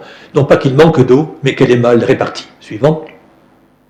Donc effectivement, il y a toujours eu des conflits de l'eau en Iran. La société Sogrea, la société française, avait dans les années 60 étudié comment Ispahan, qui est la plus grande oasis d'Iran, avec un système d'irrigation remarquable grâce au Zayan des routes, la rivière vivante qui apporte de l'eau en profusion, mais on voulait faire d'Ispahan une grande ville industrielle en installant à Mobarraké une aciérie. Une aciérie pompe de l'eau en quantité phénoménale. Résultat, les agriculteurs de la région d'Ispahan ont dû partager l'eau qu'ils avaient avec l'aciérie, qui évidemment était prioritaire. Résultat, pas d'eau pour les paysans. Et aussi, les habitants d'Ispahan ont amélioré leur niveau de vie, consommé de plus en plus d'eau, dans compétition de l'eau entre les citadins, l'industrie et l'agriculture. Une chose banale, mais comment gérer cela? C'est difficile à gérer, si bien que bien souvent, le Zayan de route est à sec à Ispahan, avec les problèmes politiques et culturels et esthétiques et moraux que cela pose. Suivant. Le problème aussi de lac d'Urmia, par exemple. Lac d'Urmia, donc, qui était un magnifique lac du nord-ouest de l'Iran, qui était un lac qui n'était pas salé à l'époque, et aujourd'hui, comme pour la mer d'Aral, devient un marécage infâme et hyper salé. Pourquoi? Parce qu'on a construit tout autour du lac des barrages, qui, au lieu que l'eau aille dans le barrage, de façon rationnelle, sert à faire des tomates dans toute la région autour. Et aujourd'hui, c'est bien difficile de dire aux paysans, arrêtez la production de tomates, il faut que l'eau aille au lac d'Urmia. Des problèmes politiques, des problèmes de gestion de l'eau qui sont importants. Suivant. Donc, autre problème, les puits. C'est très bien, mais l'eau est une roche. Si vous enlevez la roche dans le sous-sol, ben, le sol s'effondre. Résultat, il y a eu des échos très récemment de la part d'un collègue formé en France, Mehdi Zaharé, géologue, qui a signalé que Ispahan risquait d'être détruit, grand mot, parce que la ville d'Ispahan s'effondre effectivement, parce qu'à Ispahan, il n'y a plus d'eau détournée, elle n'est pas suffisante, tous les Isfahanais ont fait des forages, résultat, Ispahan s'effondre, Téhéran s'effondre. Et dans toutes les villes d'Iran, l'affaissement des sols est un vrai problème. Ne vous inquiétez pas, la mosquée d'Ispahan ne va pas s'effondrer demain matin, mais il y a un vrai problème de gestion des sous-sols en Iran. Suivant. Pour une question de pollution, on a détourné l'eau de toutes les rivières autour de Téhéran vers Téhéran. Téhéran, il n'y a pas de rivière à Téhéran. Toutes les rivières voisines ont été détournées vers Téhéran. Téhéran donc roule sous l'eau. Des millions, des milliards de mètres cubes vont vers Téhéran. Les Téhéranais utilisent de l'eau en quantité phénoménale. Quand il pleut, toute l'eau coule dans les rues de Téhéran, jusqu'au sud de Téhéran, où il y a un immense lac tous les printemps, un gigantesque lac, qui va s'assécher, mais qui a bien nettoyé toute la ville de Téhéran. Il n'y a plus de pollution à Téhéran, toute la pollution est arrivée dans le sud, et on a fait des élevages de poissons, et vous voyez le résultat, effectivement, après une crue, la pollution de Téhéran fait que le lac qui se trouve au sud de Rey est totalement pollué, parce qu'effectivement, on le signalait tout à l'heure, 60% de l'eau est dépolluée, 42% ne l'est pas, et n'est pas traitée. Résultat, gaspillage énorme de l'eau disponible à l'Iran. Il y a beaucoup d'eau, mais elle part dans le désert, et il n'y a plus de paysans pour en faire des ranates pour l'utiliser. L'eau part pour rien dans le désert. Suivant. Alors, pour conclure cet exposé en cavalcade, excusez-moi, il y a 3 questions qui se posent. J'en ai parlé à plusieurs reprises, une question politique d'abord. Le droit, c'est bien beau, on en a parlé tout à l'heure, mais il faut appliquer le droit. Or, actuellement, le droit n'est pas appliqué. D'autant plus qu'il y a des compétitions. L'eau est gérée par le ministère de l'eau et de l'énergie. L'énergie, c'est de l'électricité. Et donc, l'électricité, pour le ministère de l'énergie, c'est d'abord de l'électricité. L'eau, c'est de l'électricité, c'est pas de l'agriculture. Et on donne finalement aux paysans, à l'agriculture, en fin de course, s'il reste de l'eau, on donne aux paysans, mais sans avoir prévu l'utilisation de cette eau. On a prévu les lignes de haute tension, les turbines pour faire de l'électricité, pour apitailler les villes. Mais on n'a rien prévu concrètement pour que l'eau soit bien gérée et aille aux campagnes. Résultat, les zones en aval des barrages sont asséchées à Téhéran, autour d'Ispahan, ou bien dans la plaine du Rouzistan, qui est pourtant la plus riche en eau de tout l'Iran. Et donc, les entreprises privées, je vous ai dit les puits privés, gérant la plus grande quantité de l'eau iranienne, le problème il est là, c'est un conflit politique. Est-ce que le gouvernement, quel qu'il soit, a la capacité de faire payer l'eau des privés, de les confisquer, de les gérer? C'est un problème gigantesque que tous les gouvernements iraniens ont renoncé à faire. Mais il y avait aussi, il faut bien le dire, des choses un peu plus sordides. C'est que faire un ranat, ça coûtait cher aux grands propriétaires dans les années 50. Aujourd'hui, qu'est-ce qui rapporte quand vous faites de l'eau? C'est pas produire des tomates, c'est faire un barrage. Et lorsque je suis entrepreneur en travaux publics, faire des barrages, il y a plus de 500 barrages construits en Iran, ça rapporte beaucoup d'argent, c'est du béton, c'est concret, ça me rapporte des sous aux grandes entreprises privées ou semi-publiques qui effectivement ont construit des barrages en veux-tu en voilà, sans trop se soucier de ce qu'on ferait de l'eau ou de l'électricité qui vient après. C'est un problème politique très grave, et on constate que le président iranien récemment élu est allé visiter la société Rata Molambia, qui est une des plus grandes entreprises de travaux publics en Iran, principal producteur de barrages, et c'est un très grand problème politique en Iran. Deuxième question, la consommation. On l'a bien vu tout à l'heure, les Iraniens ont aussi des responsabilités. Non pas manger moins de tomates et de melons, mais de gérer ça un petit peu mieux et de gérer l'eau, de la consommer un petit peu moins, de façon plus rationnelle. Et enfin, finalement, les grands équipements. On rêve toujours en Iran, qui est un pays très, quel que soit le régime politique, confiant dans son avenir, dans la technologie qu'il peut avoir, et donc il y a une solution technologique. Il y a un problème, je fais les équipements. Dessalement, on en a parlé, mais l'Iran est un plateau à 1000-1500 mètres d'altitude. Un mètre cube d'eau, ça pèse une tonne. Pour pomper une tonne de matériel, de l'eau par exemple, du golfe Persique à 0 mètre d'altitude, à 1500 mètres, vous imaginez l'énergie qu'il faut? Actuellement, c'est le cas. L'eau est pompée pour Mashhad, particulièrement dans le Tedjen, qui est à 800 mètres d'altitude, jusqu'à Mashhad à 1200 mètres. Il y a 3 énormes pompes qui pompent l'eau jour et nuit pour ravitailler Mashhad. C'est très dangereux et c'est pas réalisable. Détourner l'eau du golfe Persique, c'est possible. Monter l'eau au niveau de 2000 mètres d'altitude, c'est un coût exorbitant. Donc, il faut trouver d'autres solutions. On avait même envisagé des solutions absolument dantesques qui reviennent au projet soviétique des détournements des eaux d'Asie centrale vers des eaux de Sibérie vers l'Asie centrale. Les Iraniens ont dit c'est une très bonne idée si on demandait à nos amis tadjiks du Tadjikistan, avec lesquels nous avons de très bonnes relations, de faire un gros tuyau qui partirait de chez eux pour aller chez nous en traversant l'Afghanistan, qui est un pays très calme et ne posant aucun problème, pour ravitailler Téhéran en eau. Ce genre de projet mirifique et napoléonien ou pharaonique ou iranien simplement est toujours dans les têtes, mais il faut peut-être revenir à des choses plus banales, plus raisonnables. Dernière image, de savoir qu'il y a en Iran de l'eau propre, de l'eau intéressante, en quantité suffisante, il faut simplement savoir la partager. Merci de votre attention.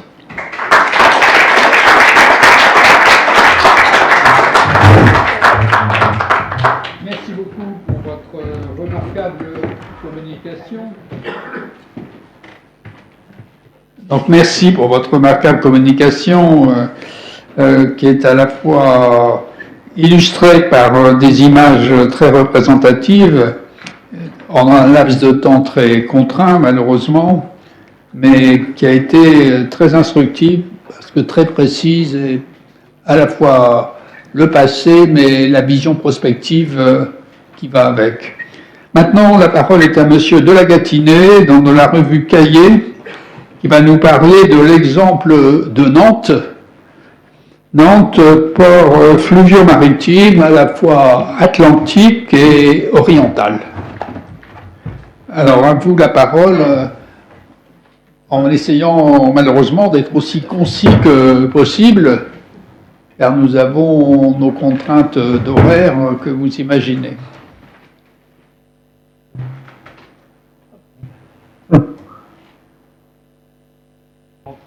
Voilà. Bonsoir à tous.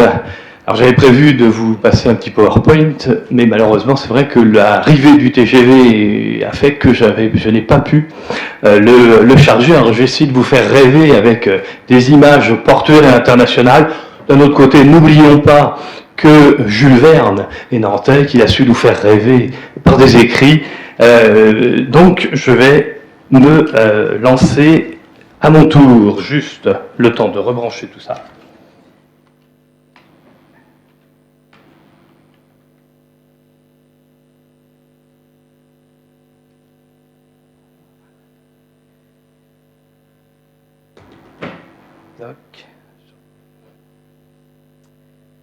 Pour ne rien oublier de vous dire.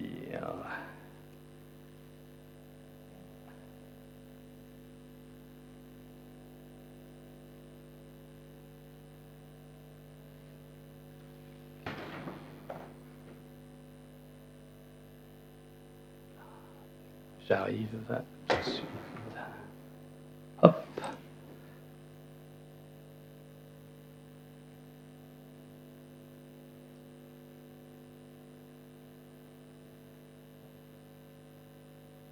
Voilà.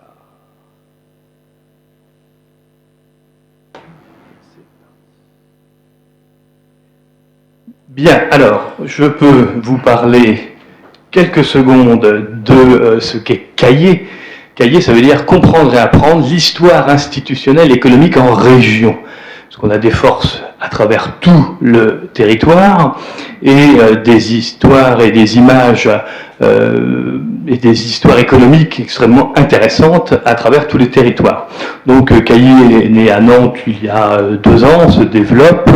On est pour le moment interrégional, plutôt Bretagne, Pays de la Loire, Paris et le Val-de-Loire, mais toutes ces histoires économiques sont véritablement, comme je vous l'ai dit, nationales, et les ports, eh bien, sont des portes, comme je l'ai signifié, un port, une porte, et dans le cadre des séminaires et des webinaires dont Franz Minard vous parlera tout à l'heure, eh bien, nous avons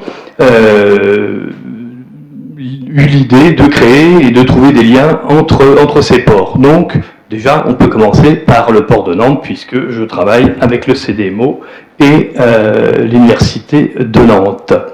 Alors, si on imagine le blason de l'Université de Nantes qui est recensé dans les écrits de Dauzier, vous savez, le grand généalogiste de l'Ancien Régime, eh bien, on a forcément, au niveau de l'Université de Nantes, un sceau avec une nef qui pose tout de suite, eh bien, la géographie nantaise, puisque dès l'origine, eh bien, Nantes et son arrière-pays et son avant-port qui deviendra Saint-Nazaire, évidemment, ont été en bordure et à proximité de la mer.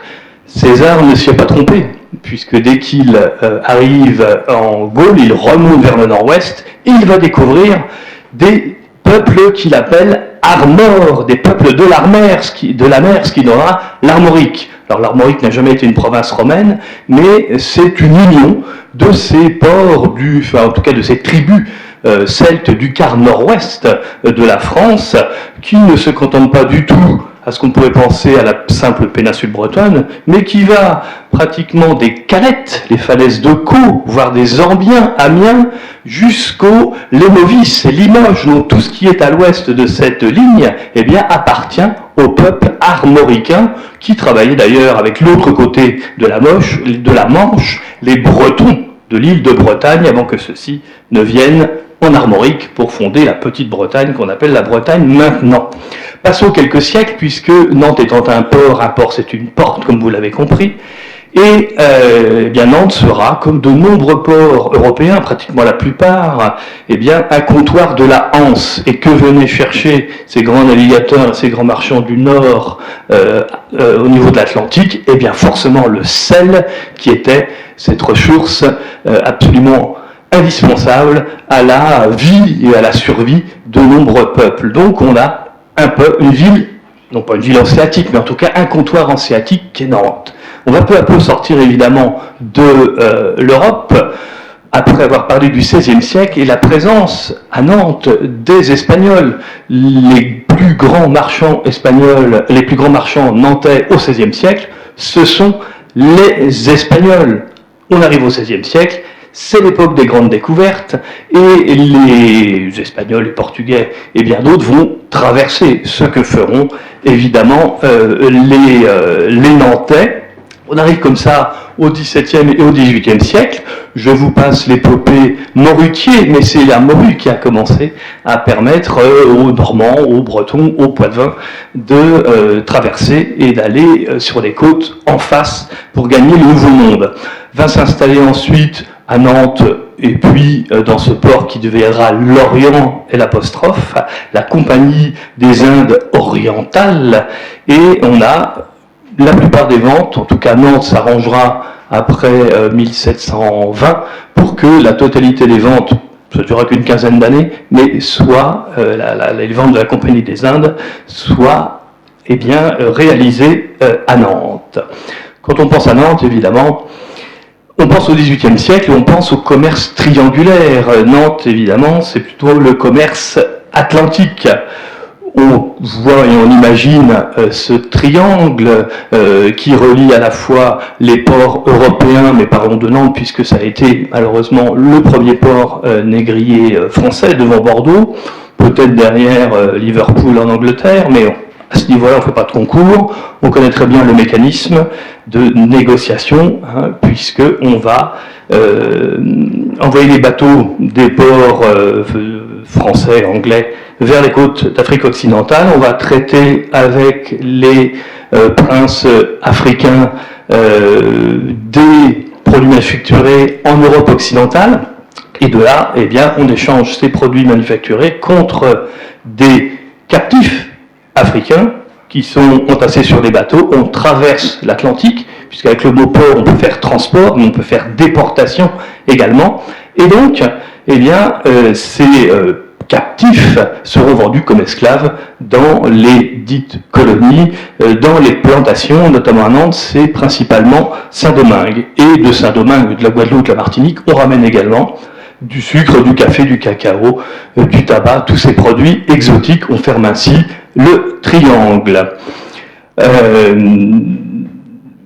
Alors on peut donner aussi un côté moins dramatique, même si évidemment Nantes s'est positionné très tôt pour qu'on comprenne les raisons de ces mécanismes liés au commerce triangulaire, mais vous avez aussi toute une histoire de produits exotiques. On pourrait citer par exemple que les premiers magnolias européens ont été importés par le port de Nantes en 1711, même avant d'ailleurs qu'il s'appelle Magnolia, puisque Pierre Magnol n'avait pas encore eu la chance d'avoir une essence qui lui était dédiée. On a aussi des images où on a les raffineries de sucre nantaises avec des jeunes femmes souriantes qui vendent le sucre de canne, la même chose pour le chocolat. Évidemment, c'est l'autre revers de la médaille. Au XIXe siècle, Nantes n'a plus ce débouché qu'est Saint-Domingue, et donc il y a quand même une population de marchands tout à fait établie, et va se tourner vers l'île Bourbon, où les Nantais eux-mêmes vont installer des plantations sucrières. Donc Nantes commence aussi à se tourner simplement au 19e vers d'autres horizons qui ne sont plus ces horizons atlantiques. On a également toute une histoire malgré tout 19e avec l'Atlantique, et je pense notamment à l'histoire du Belém, ce fameux 3-mâts qu'on a vu pendant les Jeux Olympiques, et vous avez peut-être aperçu que c'était marqué Nantes sur la poupe, puisqu'il a été construit à Nantes en 1896, et s'il s'appelle Belém, c'était bien pour revenir de Belém, et notamment pour ramener du cacao, et du cacao pour les chocolateries Meunier, qui sont à Noiseille, enfin qui étaient à l'époque à Noiseille, sur les bords de la Marne. Donc on a évidemment, un port c'est une porte, mais tous ces produits exotiques n'ont pas servi simplement à alimenter un hinterland nantais, mais un hinterland européen. Et au XIXe siècle, on a deux nouvelles lignes, puisque le sucre rapporte moins aux négociants nantais, qui viennent d'ailleurs de l'Europe entière pour s'installer. Si vous prenez le Gotha des vieilles familles nantaises, on a des noms anglais, des noms allemands, des noms hollandais, mais il faudrait passer des heures pour éplucher tout ça. En tout cas, eh bien, Nantes est un port oriental, puisque vous avez quelques passionnés de la Chine qui vont envoyer leurs bateaux. Les premières mandarines sont ramenées par le port de Nantes de chez les mandarins, tout simplement. Vous avez également, vous aviez déjà ces lignes aussi pendant la Compagnie des Indes orientale, eh bien, qui étaient ramenées toutes ces assiettes, tous ces vases, dont beaucoup maintenant font partie des collections nantaises, tant du musée de la ville de Nantes, qui est au château que je vous conseille, qu'au musée d'Aubray. D'Aubray, ce passionné de Chine qui envoie ses bateaux, le fils de France, qui ramène du thé, qui ramène des épices, qui ramène des objets, et qui se fera construire, enfin son fils sera obligé de faire construire un palais monumental à 2 pas du cœur de Nantes pour abriter tout ça. Là aussi, je vous conseille ce musée. Le côté oriental de Nantes, c'est aussi, là encore, les plantes avec les camélias. Les camélias qui sont importés. On parle de roses du Japon, même si à l'origine ils viennent de Chine, mais là aussi, pour la première fois en 1806, par le port de Nantes. Et puis Nantes, eh bien, c'est l'industrie, et toute l'industrie naît du port. C'est pas propre à Nantes, mais à Nantes, c'est symptomatique. Pour avoir de la nourriture conservée, eh bien, les marins ont besoin, effectivement, d'être nourris. Donc, on va développer à Nantes les premières conserveries de sardines. Ça a donné Soupiquet, ça a donné Amieux, ça a donné plein de noms connus. On va être obligé aussi, et ça c'est le cas depuis le XVIIe siècle au moins, voire même avant, on a besoin que les marins aient le ventre plein. Donc on va leur concocter des gâteaux extrêmement lourds, extrêmement secs, déshydratés pour qu'ils ne moisissent pas. Ces gâteaux, pour être secs, on les réhydratera sur les navires, mais ils sont cuits 2 fois. Ils sont biscuits, ces gros gâteaux. Ça donnera naissance après à des entreprises que vous connaissez. Je pourrais citer rapidement Lefebvre Utile, alors qui ne vient pas du tout de Nantes, hein, il venait de Varennes en Argonne, mais le lait, les œufs, le transport maritime justement et fluvial a énormément aidé au développement de nombreuses industries. Lefebvre Utile et la biscuiterie nantaise sont concurrents que vous connaissez également. L'industrie, c'est également les grands navires, hein. On a parlé du Belém, on pourrait parler du France, du Normandie, qui évidemment de port à port, de porte à porte, vont d'un point à un autre, et toute cette cette activité portuaire, eh bien, va faire naître de la finance, des banques. On avait le Crédit Nantais autrefois, moins connu que le Crédit Lyonnais peut-être, mais en tout cas aujourd'hui assimilé à des grands groupes nationaux. Nantes qui a été longtemps la 2e place boursière nationale après Lyon, Paris, Lyon, Nantes, hein, il y a encore quelques années. Donc on pourrait continuer et puis trouver aujourd'hui avec les produits liés à l'énergie, puisqu'on ne va pas se cacher, se voiler la face, l'Europe a besoin de produits énergétiques, et donc le port de Nantes-Saint-Nazaire, le grand port maritime, est aujourd'hui un grand port énergétique à portée de tous les ports du monde. Donc voilà cet éclairage. À quoi va-t-il servir? Eh bien, au prochain webinaire, où là on pourra comparer, travailler entre les ports de Nantes, des ports d'Iran, de voir un petit peu comment tout cela fonctionne, puisqu'on entre par la porte, un port, une porte. Voilà ce que j'avais rapidement à vous dire de manière synthétique. Merci. Ça aurait été mieux avec le petit support, mais le TGV a parlé. Vous nous avez captivés quand même. Merci. Et nous vous remercions pour cette présentation passionnante, à la fois géographique, historique, mais même pluridisciplinaire, avec des caractéristiques sur une longue période de temps, multiséculaire, à l'échelle européenne et mondiale, internationale, vers tous les continents. Et nous en sommes ravis et très instruits et nous rappellent chacune beaucoup de souvenirs.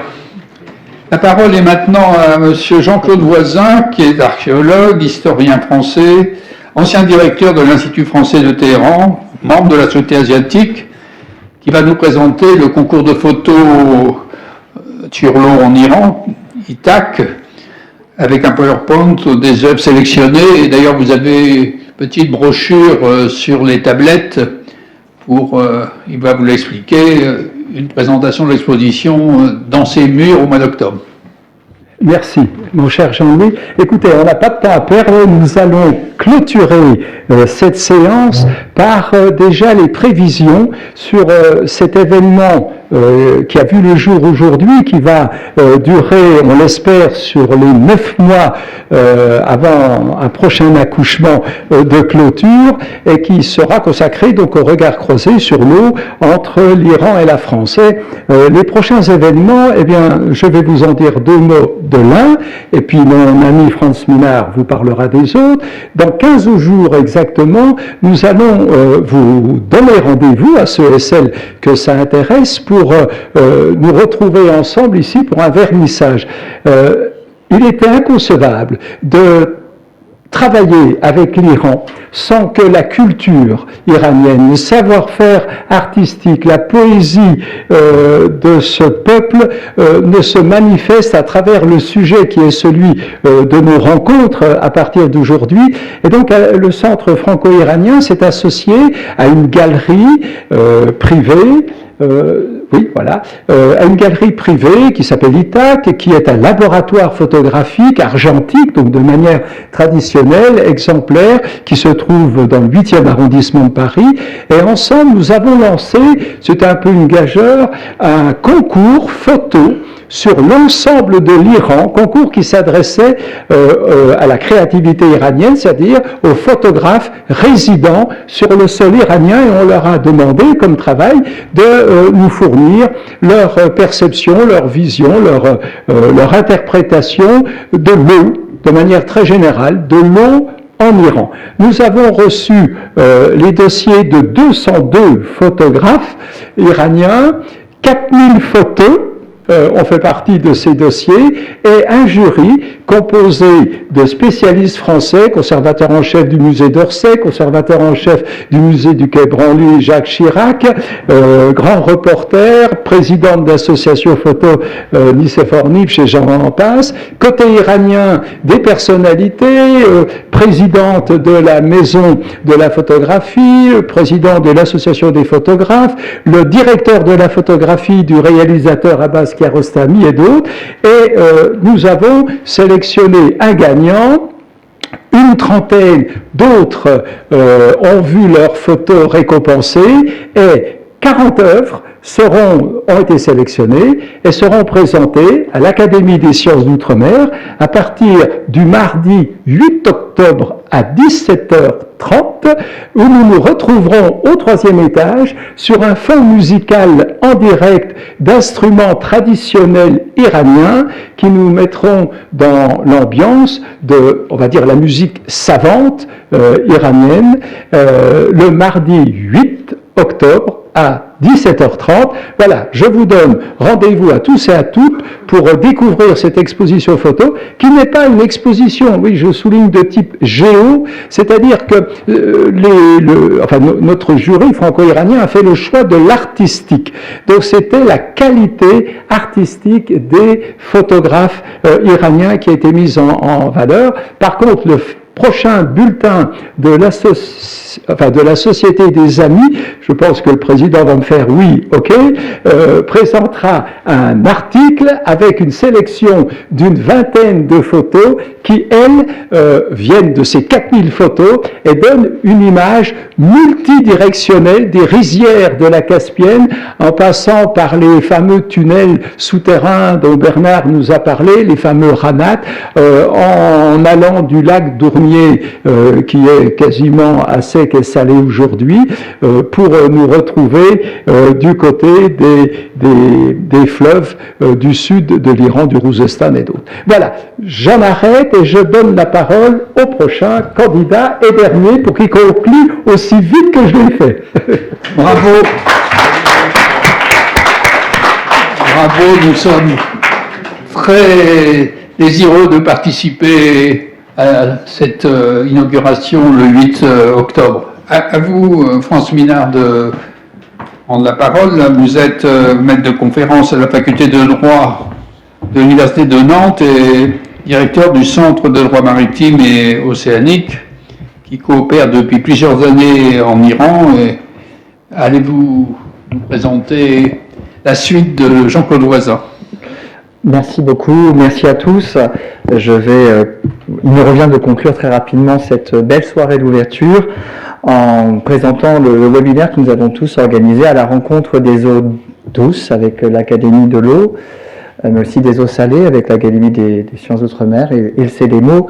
Vous avez eu un aperçu tout à l'heure de la riche histoire maritime nantaise, et il se trouve qu'à Nantes, nous avons également le plus vieux centre de droit maritime qui a fêté son cinquantenaire il y a 2 ans, et qui a vu passer plusieurs générations d'étudiants, et en particulier des étudiants iraniens. Et d'ailleurs, ce projet, aujourd'hui, si il se fait, c'est en grande partie grâce à eux.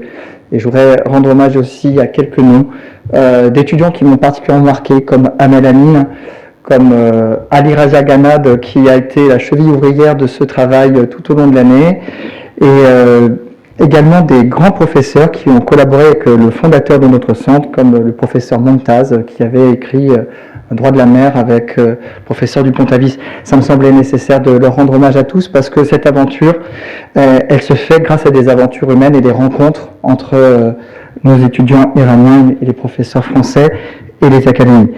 Alors, l'objectif avec autant de spécialistes des eaux douces et salées, c'est de créer des infrastructures et notamment de lancer un pont entre nos deux pays, un pont intellectuel, un pont de rencontre, un pont de partage. Et ces ponts vont se faire sous la forme de webinaires. Des webinaires qui vont nous rassembler autour de thématiques très diverses, mais qui auront toujours pour fil conducteur l'eau.